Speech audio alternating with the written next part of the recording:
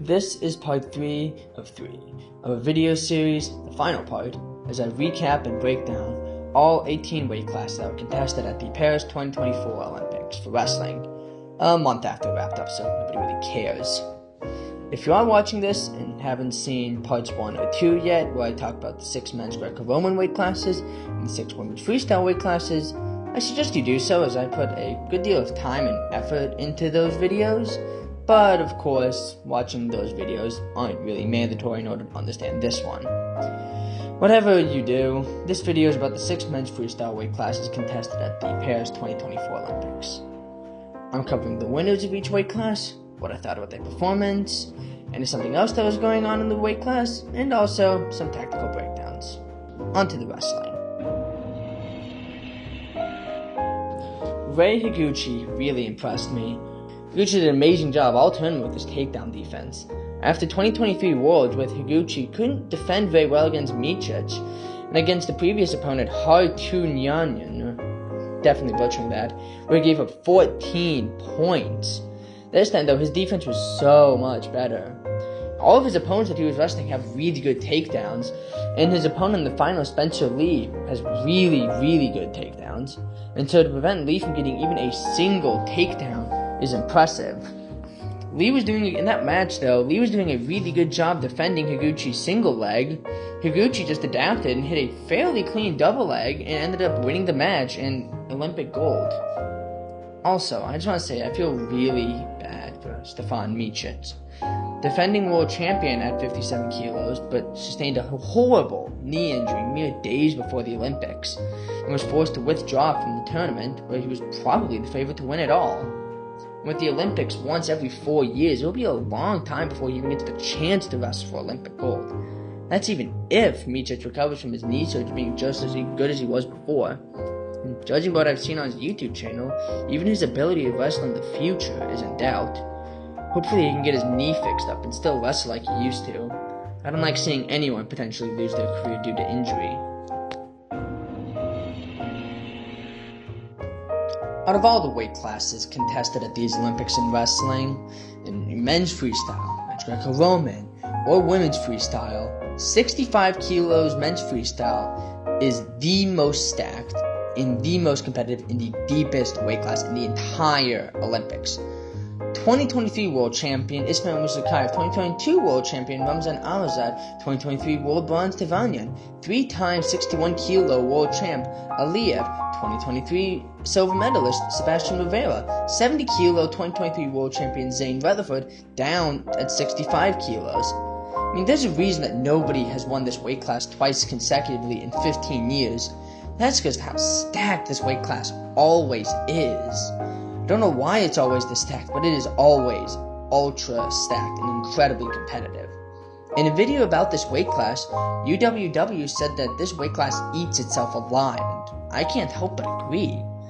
But out of all of these killers, these ultra elite world champions that can win all against each other, the winner was none of them.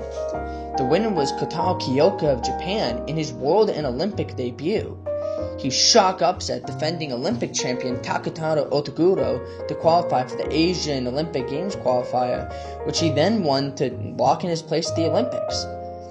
He started off his tournament run by blazing through his first match, then won 8-6 in a rather tight match against Sebastian Rivera. He then beat Ochia 1-5 to reach the final against Almazad. Almazad was coming off the tech falling Ismail Musakayev, which is insane, as Musakayev is known for having the incredibly quick twitch in order to just tech fall his opponents early in the first, and so to tech him is really impressive. Knowing that, I thought Almazad had the momentum to win, but Kiyoka's leg lace is elite, and after he got that takedown late in the first, then transitioned that into a really tight lace, and then rolled him, kept rolling him. The only reason Kiyoka didn't tech him there is that Almazad just was saved by the bell. Then, after that, Almazad couldn't really get much going on offense, and Kiyoka just cruised to victory. And even though Almazad got a takedown, it wasn't anywhere close enough to make up the enormous deficit, and Kiyoka won 10-3. From complete unknown to Olympic champion in well less than a year is really impressive. And at only 23 years old, I think we're seeing the start of a long and decorated career, and I, at least, am excited to see what he does in the future. Next is the biggest weight class in the Olympics. Not in weight, of course, but in the number of people in that bracket. Due to some strangeness with the IOC and UWW reallocating some slots back to Russian wrestlers that had previously been given to other wrestlers after Russian or Belarusian wrestlers were banned by the IOC due to either involvement or support of war in Ukraine, there were 18 wrestlers in this weight class in the Olympics, with 2 pigtail matches before the main bracket instead of the standard 16 per weight class. Going in, I, and probably most others for that matter, thought that Kyle Dake was the big favorite, with Zalbek Sidakov, along with most other Russians, being banned from the Olympics, and just generally thinking that Dake would cruise to victory. But nothing is that simple. Wrestling is never that simple. It's easy to see Kyle Dake beating everyone last year but Sidakov, and now with Sidakov gone, Dake wins. In 2023 World Championships, both Dake and Sidakov, for that matter, had a lot of really close matches in order to reach the final against each other. And of those matches, none were closer for Kyle Dake than his match against Daichi Takatani of Japan, where Dake edged out a 6-4 victory. And here, at the Olympics, Takatani adapted. Just did better work with his low single, defended Dake's chest strap better, and won with the, frankly, stupendous scoreline of 20-12. I won't go into that match in too much detail, this isn't really about that, but I did want to mention that whole situation as I think it needed talking about. But the winner of 74 kilos wasn't Takatani, it was Vasymbek Zelamov of Russia, now representing Uzbekistan in his first major international tournament, as he had been stuck behind Sidakov for a long time. In any case, he had the longest road to the final. Literally. Whereas every other wrestler had to wrestle only 4 matches to win Olympic gold, he had to wrestle 5. Due to the IOC re-adding in wrestlers, he was one of the 4 wrestlers that was stuck in a match to even enter the main bracket, against Tokyo Olympic silver medalist and owner of the absurdly long name, Mohamed Habib Kazamahidu, or better known as Kadi. He won that match against Kadi, and then the next, and then a tight and fairly controversial one against fellow Russian wrestling for another nation, in this case Albania, Sherman Valiev, 6-5, where Valiev was called back-to-back in the last seconds of the match for fleeing in order for Zelamov to win. After that match, Zelamov won his semifinal, then went out and pinned Takatani in the final. It's happening as Takatani shot a low single, while Zelamov was defending Takatani's single really well, managed to lock up a cradle and simply rolled Takatani over to pin him. I will admit though, I was surprised when it was called a pin, but I'll trust that the refs and the judges know what they're talking about. After the 2023 Worlds, everyone, myself included, was sure that David Taylor would become a 2-time Olympic champion. At 2023 Worlds, he had pinned or attacked everyone in his path, including his rival Hassan Yazdani. But then Taylor, for a variety of reasons, lost to Aaron Brooks at the U.S. Olympic Team Trials. And so Brooks versus Yazdani was the big match that everyone wanted to see, but we didn't get to see that. The two were placed opposite each other in the bracket, and in the semifinals, Brooks was gassed against Ramazanov while up 3-2, took a poor shot, and tried to hold on for dear life to Ramazanov's ankle for 30 seconds, but Ramazanov crotch lifted him at the last second for 2 points and won and moved on to the final. There, he was to wrestle Hassan Yazdani, who had carved his way through his side of the bracket, using his signature underhooks to wear down his opponents. In the final, though, Yazdani injured his right shoulder early, but tried his best to wrestle well one-armed, and he even got a 1-1 criteria advantage through trading passivity points. When Ramazanov got a good, clean shot, Yazdani's right shoulder was too injured to defend well, and Ramazanov got a takedown for 2, and they got 2 more gut wrenches for 2 each, and ended up using that to win 7-1. I just want to say, this sucks for Yazdani. Honestly, I feel pretty bad for him. Injuries always suck. Had he lost at his best, then there would be no doubt that he had been beaten by a superior wrestler. But now, there will always be a what-if. Had he not been injured, would he have won? neither we, the fans, nor he, nor Ramazanov will ever know. And with the Olympics only every 4 years, an injury at the wrong time can often mean the difference between an incredible career and a legendary one. Of course, this isn't to say that Yazdani can't come back, particularly at the world level. There's nothing to say he can't come back healthy and beat Ramazanov in a rematch. There's nothing even to say he can't come back and win in 2028 to win the Olympics then.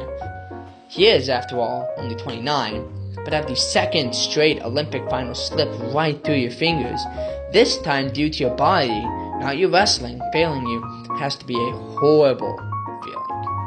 I'm not trying to use this whole thing to say that Ramazanov doesn't deserve to be Olympic champion. He does. His job is to beat everyone in his path, and he did exactly that. It's not his fault that Yazdani was injured, with the stakes as high as they were. What was he going to do? Throw away Olympic gold? No. Ramazanov fought his way through the bracket against really tough opponents, and the Olympic gold medal around his neck is a well-deserved one. Going into this Olympics, Akhmet Tasadinov may well be the most hyped person in men's freestyle, if not wrestling in general, which is insane, as before the 2023 World Championship, nobody had ever heard of him. But after tech falling Kyle Snyder in the first period, then dominating Saudjalive in back-to-back matches, then winning the final to become world champion at age just 21, everyone in wrestling knew of him. He then won the Asian Championship against stiff competition, including the world champion at 92 kilos, but everyone was looking forward to how he'd do in the Olympics. And he won the whole thing and became Olympic champion. But it wasn't as easy as many people, myself included, thought it would be. Sure, he pinned Matrashvili in the final, but against Iran's Alzapira in round 1, he barely won 4-3, and then against Snyder in the semifinals, he was one takedown away from losing as he won 6-4. Make no mistake about it, Nasruddinov is the king of the weight class, but Alzapira and Snyder are closing in rapidly. At the 2023 Worlds, Tasadinov cut through the competition with a combination of versatile takedowns and lethal 4-point counters like a knife through butter. But here, he was far less dominant, but he showed he had enough grit to win close matches even when his opponents had game planned around his style. We'll wait to see what happens in the future though, but this time it was enough to become Olympic champion. And now for the biggest boys in freestyle, the super heavyweights. And the winner of this weight class was Geno Petrashvili of Georgia, becoming Olympic champion. He burned through the bracket to reach the final, his second straight Olympic final, against Amir Zare, who had tech-falled him in the 2023 World Championship Finals. But each day brings a new opportunity, and this day brought the match that was either like watching a dream turn into a nightmare only to wake up right before catastrophe in a cold sweat, or watching the most incredible dramatic comeback snuffed out moments from completion. Whether you were watching supporting the Georgian or the Iranian, or neither, there was no denying it was an emotional roller coaster. But that's a roller coaster, I think, that deserves its own video. All I will say here is this. Zare had beaten Petrashvili twice in a row of their 3 total encounters, the most recent one being by 11-0 tech fall thrashing in the 2023 World Championship Finals. Knowing that, it would be a reasonable assumption to make that the older Petrashvili would be an easy win for the young, hungry Zare. He wasn't. And that about wraps up my whole Olympic wrestling recap. 3 videos, 37 roughly minutes in total, which is quite a lot, as I actually tried to script and edit the videos so that I'm doing more of a service to these wrestlers and wrestling in general, instead of just pointing a camera in my face and rambling on and on, wasting everyone's time who watches the videos. I'm not quite sure what I'll do next though. If I do anything, it'll be about wrestling, as it's the only topic I feel passionate enough about to make these videos, and international wrestling as a whole is really a topic that I don't see talked about all that much, so no one, I would say, is sucking all the oxygen out of the room for this. But make no mistake, it is very much a niche, at least within the English-speaking population. And it's not like I'll be getting big numbers of views or subscribers or likes, because I can't really do this and be happy with the result that I make at a pace that I can get any real money off of this. I know the World Championship for the non-Olympic weight classes coming up in October, so maybe I'll cover that. There are only 12 weight classes in total for that meet, so it is 33% less work than these videos, statistically speaking anyways. I might even be able to get them out quicker than a whole month late. And even I'm getting better at these videos and faster at editing these things together. These videos are huge time sinking. Trying to do this, along with my rather difficult major in college, along with all my other activities outside of college, it's a lot. It really is. And not getting any real reward in terms of views or subscribers, and being so far from able to earn even a single cent from YouTube is honestly pretty discouraging. I don't know. All I'm trying to say is, though, if you're a person actually watching this video, actually watching to this point, I hope you enjoyed it, or at least found it to be worth your time to watch. If you want to see more wrestling-related videos, I guess just like or maybe subscribe. As knowing that someone, somewhere, actually cares about what I do is easily the biggest determining factor as to whether or not I'll continue to make videos. If not, well, it's not like I'll really know.